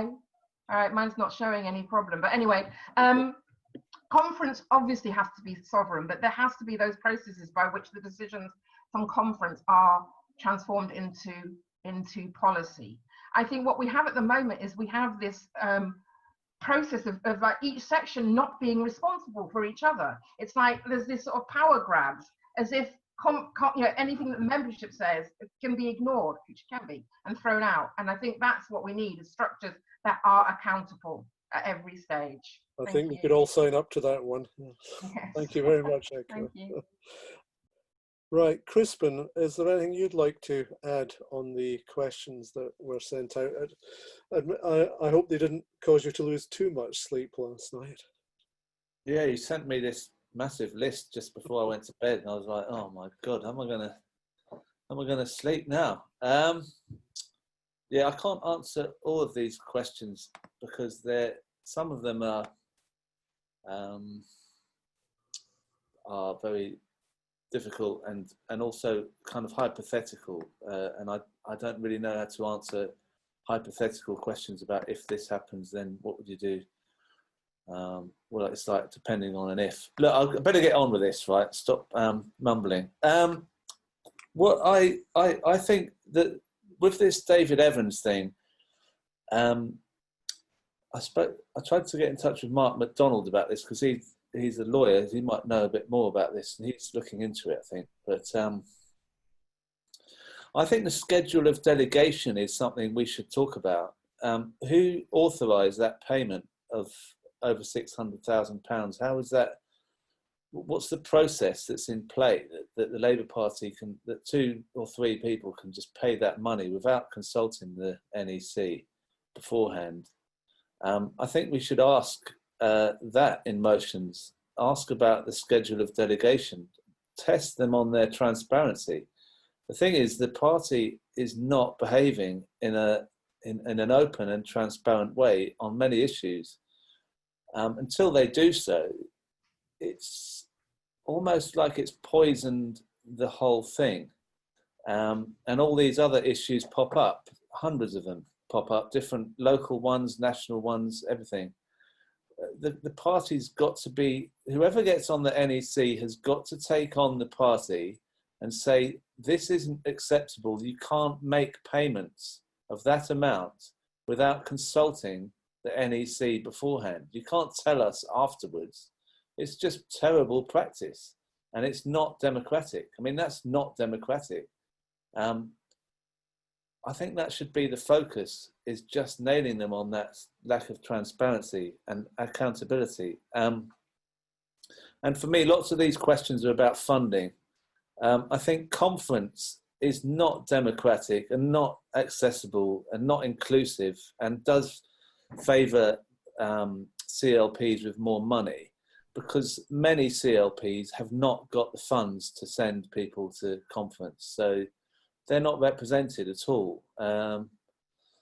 that has to change. I really do believe we have to have more devolution of funds to the grassroots, especially during this time when we've got loads of people going to be struggling to get by. We have to be out there for communities. And the same is true of some of these decision-making things that are on these questions. I think they should be left to the local parties. I don't think there should be something from above telling local parties how they should run. So when it's all member meetings or GCs, I think that it's up to the local party what they want. It's when the NEC imposes a rule on a local party that there's a problem. I mean, we saw that in Brighton, and that the story of Brighton is heartbreaking to me. It was it had such a great energy about it when Jeremy Corbyn was elected leader, and it just seems that there's so much negativity going on there. They've lost control of the council because of trying to undermine left-wing councillors. And that's all started off with the NEC imposing regulations, breaking up the party there. I think local parties should have autonomy. They should have funds. The NEC members should make the party accountable on its accounts and on all matters. And we should not have officers running the party. We should not have unelected officials running the party. That is the priority. And if I talk about the NEC election, all I want to do is focus on those issues, because if we don't address them, then everything else is going to become a problem. It'll just keep escalating. I'll leave it there. Sorry, I'll go on and on. Okay, thank you very much, Crispin. Thank you. Right, can we have Cate back in next? Now, Cate, I think we were far too slow in sending you the question. In fact, I think we failed to send them in at all. So if there's anything... I'll just clarify, there must have been a technical glitch. She was sent them a few times, but apparently it wasn't being received, so she had to have them sent from a separate email address. So sorry about that, Cate. Okay, thank you, Dan. Cate, is there anything else that you'd like to say generally, regardless of the questions? Yeah, Cate. hi, thanks very much. I have got them about 20 minutes ago. Okay, well, don't worry. Just if there's anything you'd like to add to what you've already said, that's fine. Well, yes, I mean, in terms of some of the areas the membership have asked, thanks for the questions. They are quite thought-provoking. I think it's right that if we were NEC members, that it would be a good strategy to meet and caucus once we receive the agendas. So once we receive the agendas, I'm just going to move around here so you can see me a bit better. So once we receive the agenda for the NEC meeting, I think we should caucus to make sure that we know what we're going to be contributing, how we're going to respond to certain agenda items, what our strategy will be, how we are going to vote at the meeting. So we'll definitely support that. And that's a strategy which we do often in trade union as well, what I'm a part of. I didn't receive David Evans' email, so I'm not sure precisely what he said, but I've got the gist of it, that he's trying to clamp down on members from what others have said, speaking about the definition. But obviously that is, there's no link between that, and that's just a right wing.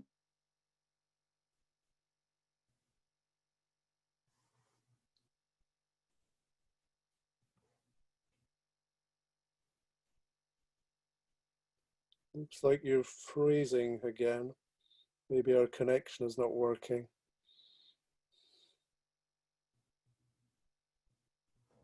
I suggest bring it back later. Okay.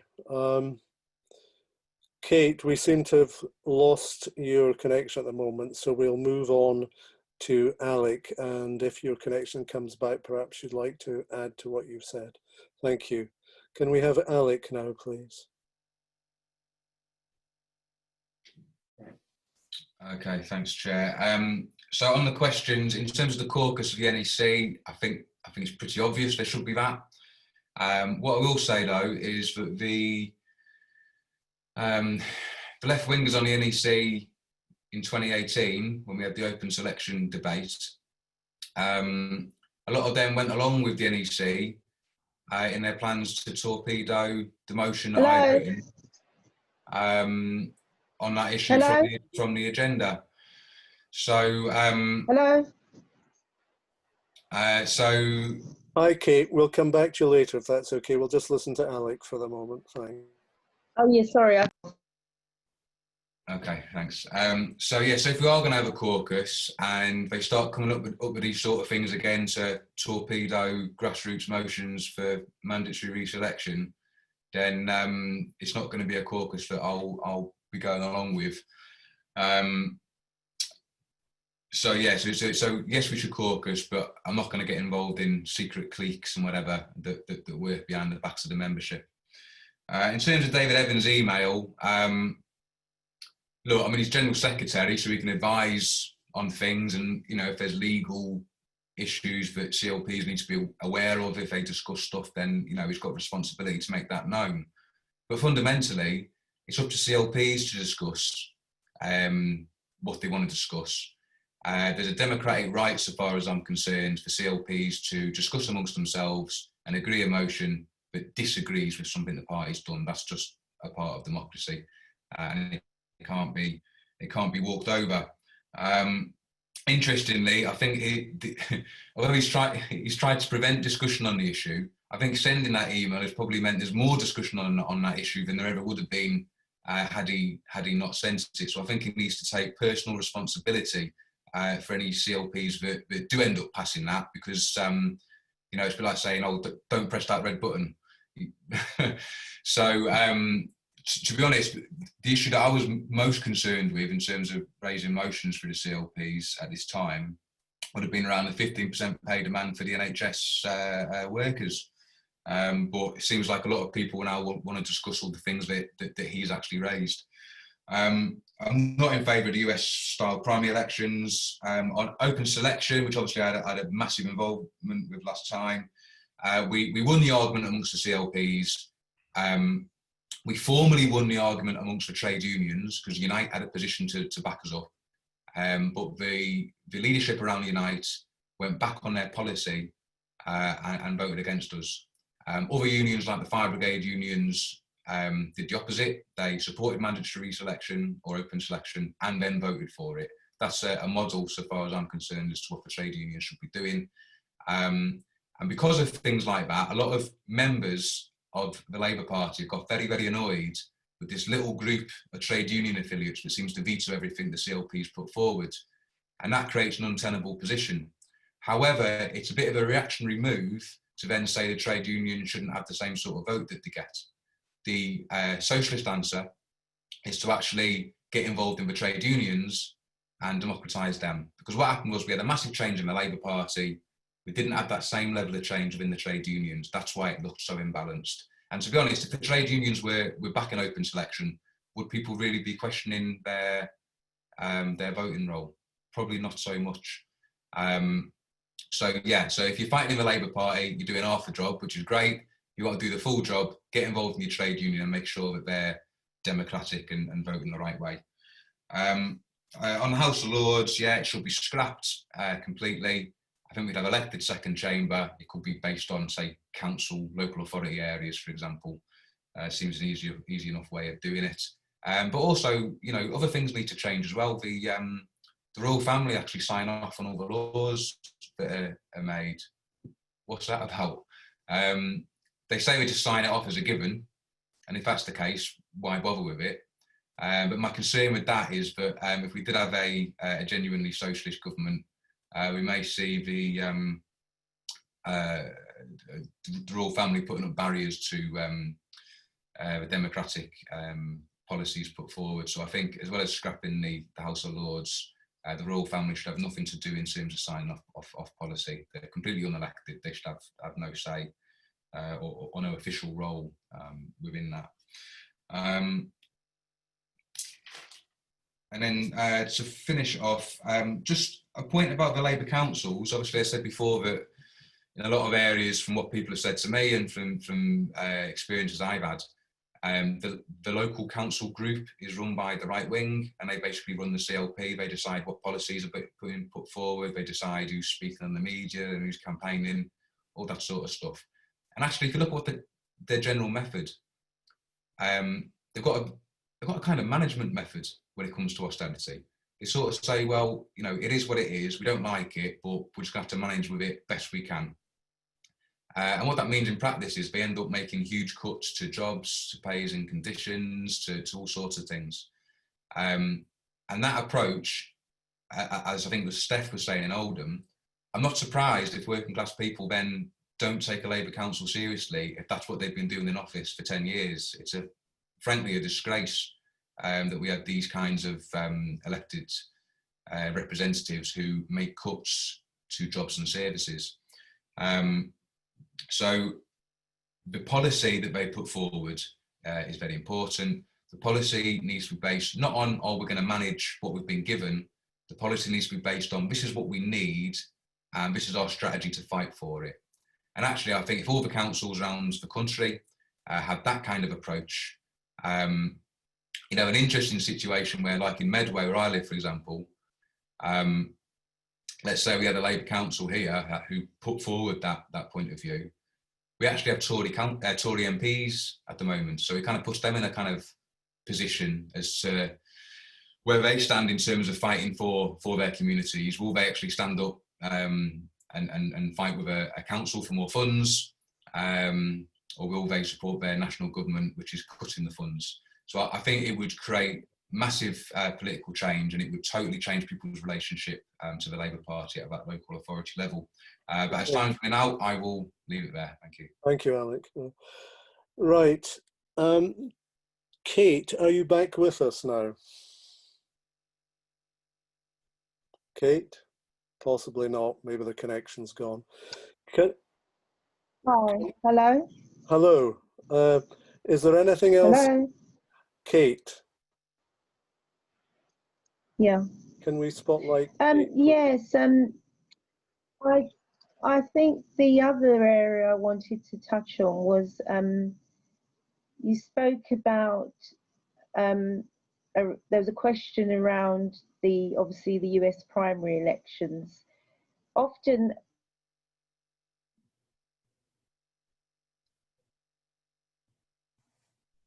we seem to be having technical difficulties at the moment. Yeah, the spotlight wasn't working for some reason. Okay. Selected because they would need Cate large on audio then. funds. So that is.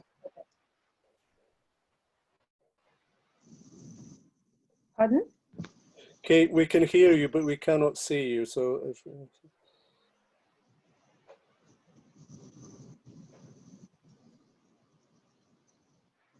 Okay, you're just not on spotlight, that's all, but you can continue.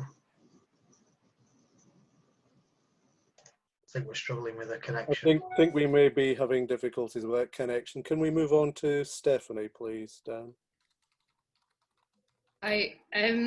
Yeah, so there are a lot of questions, and I also got them last night and was like, oh, right, yeah, I better form some opinions on them quickly. But when I've looked through them, lots of them are very specific and are very specific about how the NEC functions and how the party functions. And I think, like, I will say this forever, that the way to democratise the Labour Party is whoever gets in the NEC needs to massively shift the focus of what the NEC focuses on and what we publicise that we focus on to more local structures, starting down with branches and our community activities, how the local Labour groups function as well. And local Labour groups are, as far as I know, groups of councillors, for anybody else who doesn't know that acronym.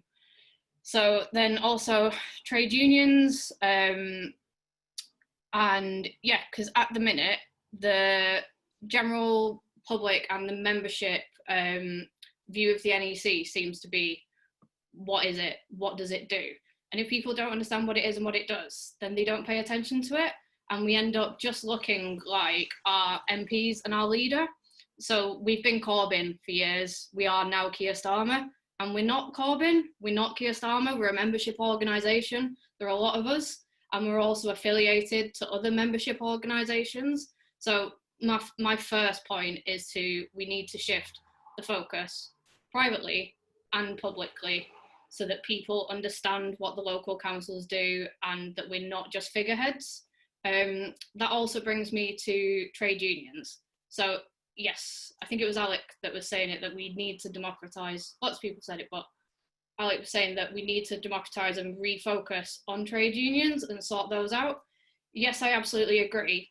But we have a massive issue at the minute where there are lots and lots of workers that aren't unionised. I come from the hospitality industry. And prior to that, I worked in a mill, which is, I didn't make cotton. It's very, everyone laughed. I was the first to go to uni with my family, and when I used to say I worked in a mill, everyone was like, of course you did, Lancashire Mill Town, that's what you all do. No, I put chips on a plate. Now, I couldn't unionise properly because I was a contractor when I was putting those chips on a plate. When I joined the hospitality industry, there was no union for me to join there. There is now, Unite have created a union for hospitality workers. But I'm now self-employed, and I've found out that I can join a union, I can join community, but there are lots and lots of people who don't know that. There are lots and lots of workers, particularly on precarious contracts, who are technically contractors, who can't join unions. So we need to put a big focus on that. How can we unionise the rest of the workforce, and not just looking at trade unions, looking at how we can involve community unions, renters unions, unemployed unions. An unemployed union used to have major sway.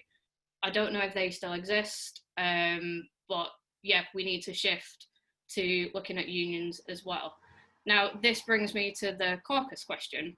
And I think one of the issues with a lot of the questions is they're either very technical or they use very technical language. Now, I don't know if it's just me, but do you know what? I hadn't heard the word caucus before. I had to look it up. And I believe that if language isn't accessible, it isn't either revolutionary nor useful to people. So now I know what caucus means. It's a group of people that, yes, we need to speak to each other. We can't become a clique where we end up voting with each other just to stay together, because we could get bullied into making decisions that we don't actually agree with.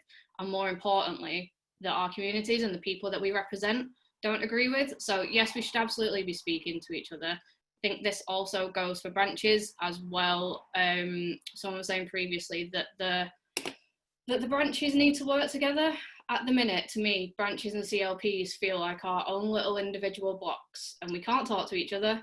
We don't know each other. We don't know how to get involved. It is an issue with GDRP passing on information, but we need to talk to each other as an NEC and as low down as branches, because we need to make sure that we're representing the communities and not just representing what we in our little left bubble think is what we should be doing.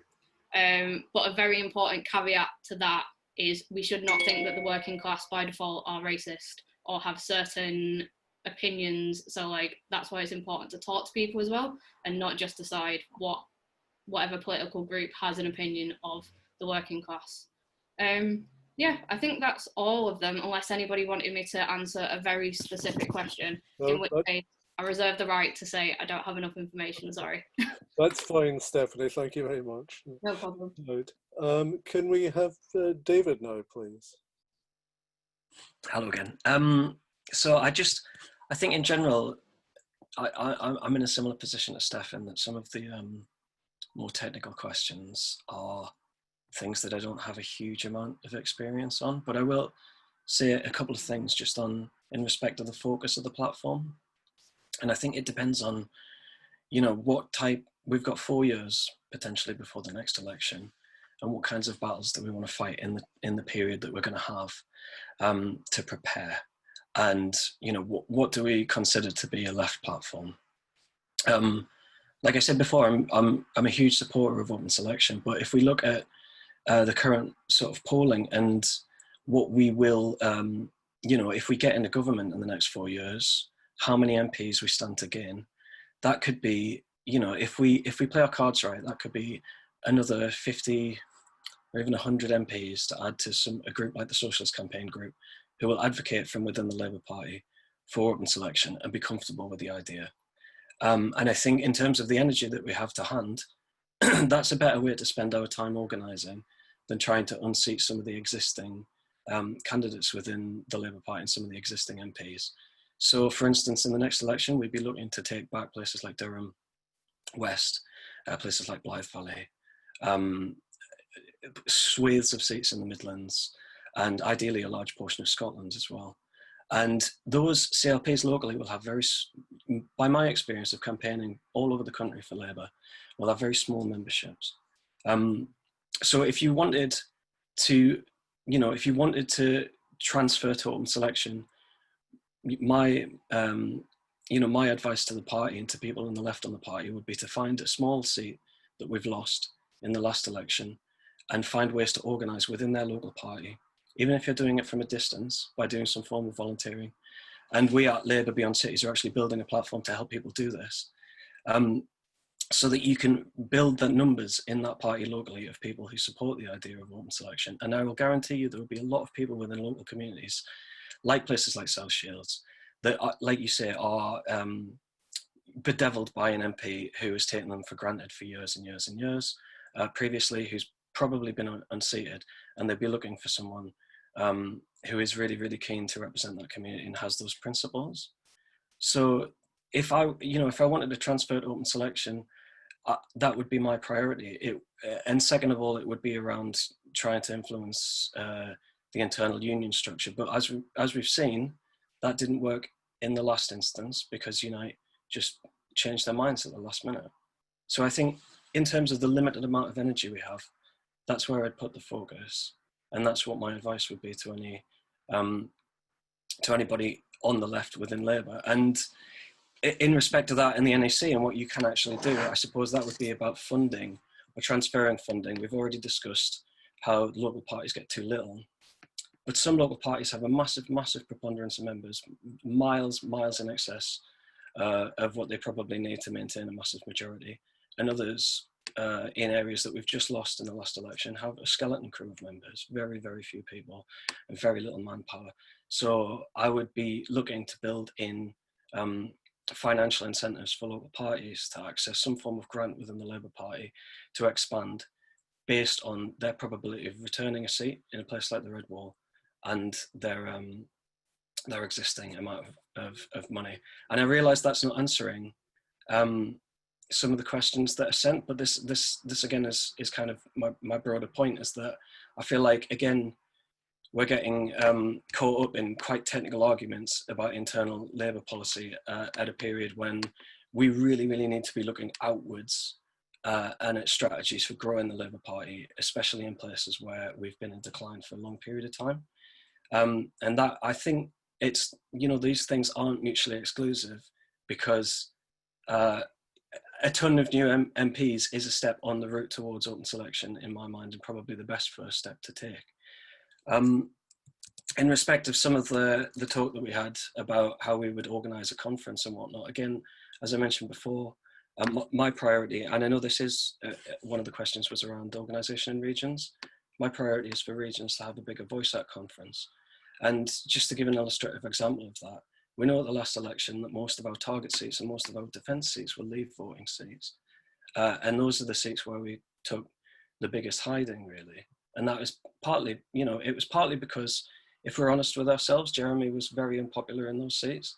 And that is my experience of knocking doors all over Middlesbrough, was that people would say it all the time to me, I don't like Jeremy. And I understand, you know, that Jeremy wasn't given a fair ride by the press at all. So there was that. And then there was our policy that we'd adopted. David, could you sort of begin winding up, please? Yeah, sure. So the other thing was the policy that we'd adopted on the second referendum, which again was really, really unpopular in those seats. And so we have to have a democratic structure within the conference that doesn't necessarily have a veto or something like that in those areas, but will mean that we don't adopt something that alienates a huge swathe of the country based on a hugely important part of their values. And I think the way that we do that is by expanding the membership and taking actions within the NEC around funding to expand the membership of Labour and to proactively build Labour in areas like the Red Wall, where the membership's been on decline for years and years. Chair, can I talk for a second about foreign policy? Briefly, if you will. Yeah. Okay, so the platform that I was asked to agree or disagree on it seems to me to be that a lot of the discussion is on things like the IHRA definition of anti-Semitism, which I don't have a massive problem with. And, I'll say that, and I know that's probably not going to enamor me to many people, but apart from the point around Israel and race, which I think, I think Israel can clearly be criticised for having a disparity within the race and ethnic groups within the state. Disparity is a generous expression. Yeah, of course, yeah, and it is generous, but this is a wider part of the point, is that within the left, the language that we use has been the focus, and rather than the principle, and the principle when we look out towards foreign policy, again, the platform that we need to build needs to be looking at all countries around the world, as well as just the struggle in Israel and between Israel and Palestine. It needs to be looking at other human rights abuses in areas in continental Africa. And also, as a left group, it needs to be looking at places in South America like Bolivia, where there was an obvious coup to depose an elected socialist. And so for me, any left platform has to have a much wider set of principles than we're currently discussing in terms of what we want to promote worldwide, as well as just in the Middle East. Thank you, David. Thanks for your contribution. Thanks. Right, Lee, if you're still with us, is there anything? I am still with you, Chair. Yes, thank you. I'll share the sentiments of everyone. Getting these questions late last night was a bit disconcerting. Yes, I tried to think of the perfect word without making it sound too bad. But yeah, and I'll have to share Steph's sentiments when it comes to, I had to look up a few things myself to double check their meaning. When it comes to question 1, yes, definitely, there should be a regular caucus of left-wing NEC members.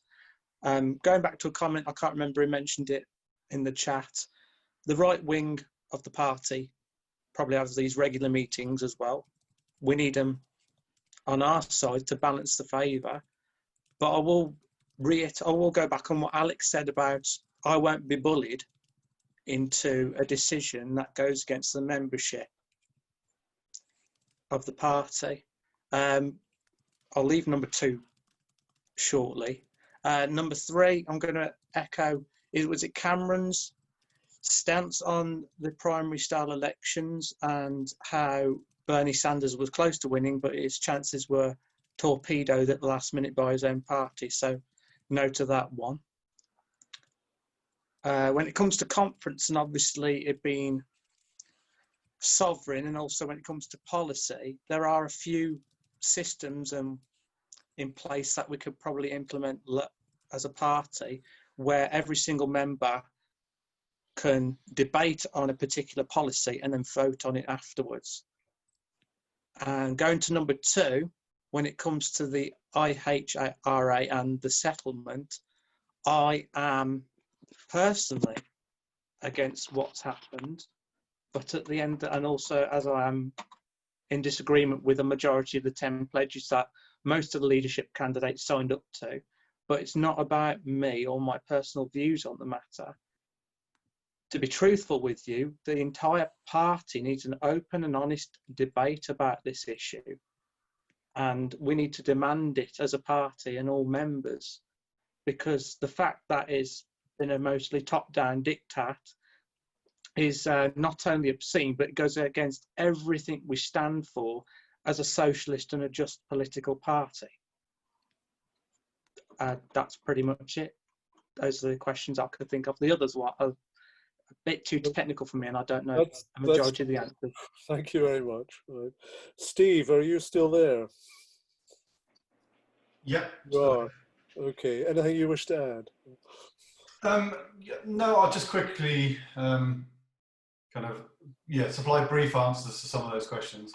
Like everyone else, the left caucus on the NEC obviously makes complete sense. But I'd echo what a couple of panelists have said about not completely, you don't want to shut off the left from the other members of the NEC.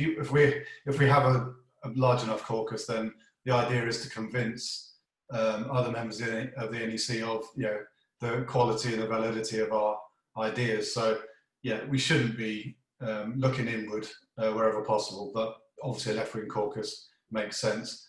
Other ones I can answer really briefly. Number 11 was the Labour Party model in the different countries of the UK. Should the Labour Party, I don't think anyone else has answered this, so should the Labour Party stand candidates in Northern Ireland elections? I think yes, the time has come. I've never lived in Northern Ireland, I'm not Irish, but members I know and friends I know there desperately want, they're Labour Party members, they want to be able to vote for Labour Party candidates. And I don't think that, as in Scotland, in Northern Ireland, I don't think you would necessarily stand opposed to independence or unifying Ireland by standing candidates. You accept that the will of the people there is, it's their democratic right, but while they can vote in Westminster elections, let's give them Labour Party candidates to vote for and represent them if the people there vote for those candidates. Number 13, would you support publication? Yeah, all the motions submitted, of course. I think, again, this is transparency where there's not necessarily a need for reform. We can just publish everything. We can be open, like with the accounts of the party. Every member should be able to see the full accounts of the party. Every member should see what other CLPs are proposing, what they're discussing. And this goes back to the communication between CLPs. It should be better and it should be easier, and just making things available. It's easy to do. The technology's there. We can easily list all of these things online within one of the systems already exists. So definitely that should be done. Number 16, Corbyn's engagement with Labour Party members confined mostly to his own supporters. Ditto Keir Starmer. I mean, I don't agree with the premise of that question. As someone said, I think Steph said, it's not, the leader isn't the party, never has been, never will be. Even if the leader is trying to speak to a specific section of the party, that doesn't stop us from organising locally and putting our views across as members. So I don't agree with the premise of that, and I hope that Keir Starmer doesn't manage to impose himself in that way. The House of Lords question, definitely abolish it. I think there is space for a second chamber, most likely regional, with representation either from existing councillors or heads of councils, just to provide a check on the government. In the case like now where there's a large majority, a large enough one to get things done, laws passed that will affect the regions, will affect councils. Obviously, the last 10 years have seen the Tories absolutely decimate local authority spending, with the blame falling on Labour local authorities who haven't had the strength or the resources to fight that. Then I think a second chamber, regional chamber, that can provide some checks and balances on the government would be a good idea. Other ones I can quickly answer. Yeah, I think lots of people have touched on it in the chat and in their responses, that conference and just Labour Party processes generally, the technology exists that all meetings, all conference should be accessible to every member. All votes should be all member. Obviously, not every member is going to be able to vote in every election anyway, but there's no reason that people should be excluded just because they're not physically at the conference, at a meeting. So I think conference, the biggest thing is to make sure that, I think Ekua said actually, that doing the compositing and that kind of stuff, doing so much admin at conference takes away a lot of the power of conference. So let's get that out of the way beforehand. Let's get electronic voting on everything to make things democratic. That's the heart of what we're talking about today. And just finally, the unions. I think I've not been a member of a union because I've been freelance for a while, and I didn't realise there was a union I could join, which is shameful. But again, Steph drew my attention to that today. But I think Cameron and Alec both said unions need to change. They need more members, as the party does. So I guess I'll just finish. I know Crispin said about making it a million member party. Last time it was a 1 million member party was the early 50s. I feel like we're at a similar juncture here. The next election could be similar to post-Second World War. So we should aim for that. We should aim for representation. There's obviously a lot of stuff that needs to be done, but yeah, a 1 million member party should be an aim, and it is achievable. So yeah, thanks to all the panelists. Again, really interesting. And thanks to LLA for organising. Thank you. Thank you very much, Stephen. And my thanks to... I need to unmute myself. Can everyone hear me? Yeah, you're okay. Okay. Yes, my thanks to all the panelists and for the audience for sticking with us for these 2 hours. I look forward to the next event in our series. Thank you very much. Goodbye. Thanks, everyone. Thank you, Ken. Thanks, Ken. Thanks, everybody. Thanks to all the candidates. Absolutely fantastic. Bye. I love you. See you next time.